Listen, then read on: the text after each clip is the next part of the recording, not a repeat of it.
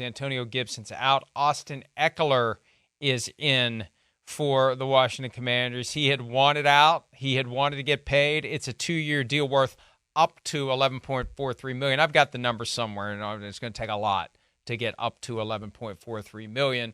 This is a guy who's on the downward slope of his prime, if he's still in his prime. With running backs, you never quite know.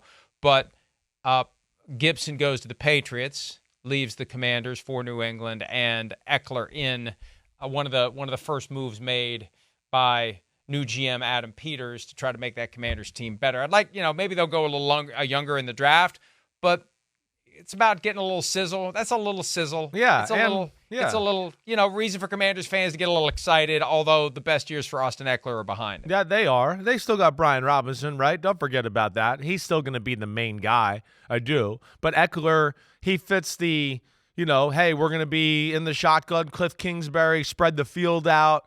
And, of course, he's going to be able to be a great pass catcher and runner out of those type of situations. A different, yin to the yang of what Brian Robinson is, which is big and powerful and run people over.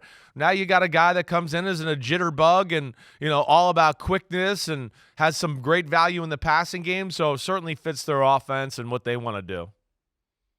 I think it's yin, not yang. Yeah, I know. I think you're right. Yeah. But you do want to have running. It does help to have running backs up the yin yang, but you want to have one yin that is to the yang. Yeah, it should be yin and yang. It just sounds better that way. That's one of those where I accidentally fall into it, and then I'm not going to change it because I'm like, yin and yang goes better together than yin and yang. Meanwhile, Austin Ekeler's out in L.A., and a little Harbaugh brothers arm wrestling match for Gus Edwards ensues. Yeah. Not that the Ravens were definitely going to keep Gus Edwards, and I kind of think Derrick Henry's going to end up in Baltimore by the time it's all said and done, and the Ravens are just going to wait and let the market flatten and get him for a lot less than they would have early in the process. But Gus Edwards makes the jump from John to Jim, from Baltimore to L.A., and Joe Ortiz knows a thing or two about Gus Edwards as well. He was there. The GM of the Chargers was there in Baltimore. So this is a familiar name and face, and a guy who epitomizes what John had in Baltimore and what Jim's trying to bring to the Chargers. Yeah, that's he fits the Harbaugh mold, right? And we know the Chargers got Jim, who's of course got knowledge of the Ravens organization, and a GM that came from Baltimore.